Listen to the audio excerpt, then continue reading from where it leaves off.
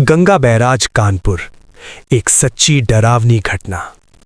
रात के करीब 2:30 बजे होंगे। कानपुर की सड़कों पर सन्नाटा था।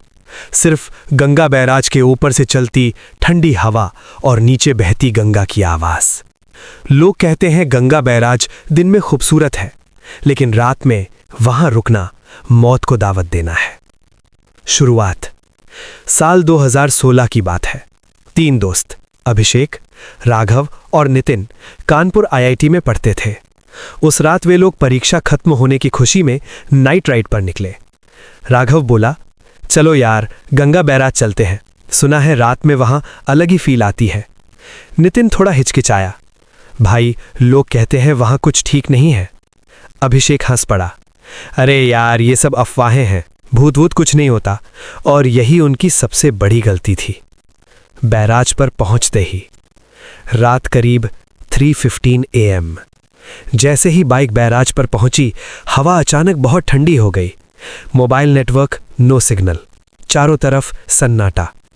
दूर कहीं से किसी के रोने जैसी आवाज आई। नितिन ने धीरे से कहा, तुम लोगों ने सुना? अभिषेक, हवा होगी, लेकिन हवा कभी रोती नहीं है। पहली झलक। तीनों दोस्त बाइक से उतरे, बैराज की रेलिंग के पास खड़े थे।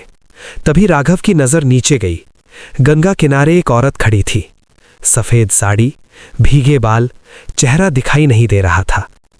राघव बोला, इतनी रात को यहां कोई औरत? अभिषेक ने आवाज लगाई, अरे मैडम आप ठीक हो? औरत ने धीरे धीरे अपना सिर उठाया। उसका चेहरा, आंखें नहीं थीं, सिर्फ काले गड्ढे। भागने की कोशिश। नितिन चीख पड़ा, भागो! तीनों बाइक स्टार्ट करने लगे, लेकिन बाइक स्टार्ट नहीं हुई। तभी पीछे से किसी के पायल की आवाज आई, छन छन छन। धीरे धीरे वो आवाज पास आ रही थी। अभिषेक ने पीछे मुड़कर देखा। वही औरत अब बैराज के ऊपर खड़ी थी, लेकिन उसके पैर जमीन को छू ही नहीं रहे थे। सच्चाई का खुलासा। औरत की आवाज आई, मुझे इंसाफ चाहिए। उसकी आवाज जैसे कई औरतें एक साथ बोल रही हों। फिर अचानक तीनों के दिमाग में एक ही दृश्य आया। फ्लैशबैक। साल 2009। एक लड़की पूजा, जिसकी शादी जबरदस्ती कर दी गई थी। पति शराबी, ससुराल वाले जालिम। एक रात उसे गंगा बैराज लाया गया और जिंदा गंगा में फेंक दिया गया। पुलिस ने केस को सुसाइड बताकर बंद कर दिया। खौफनाक अंत। वो औरत चिल्लाई, हर रात कोई ना कोई यहां आता है और मेरी जगह लेता है। तभी नितिन जोर से चीखा। उसके पैर खुद ब खुद बैराज की तरफ बढ़ने लगे।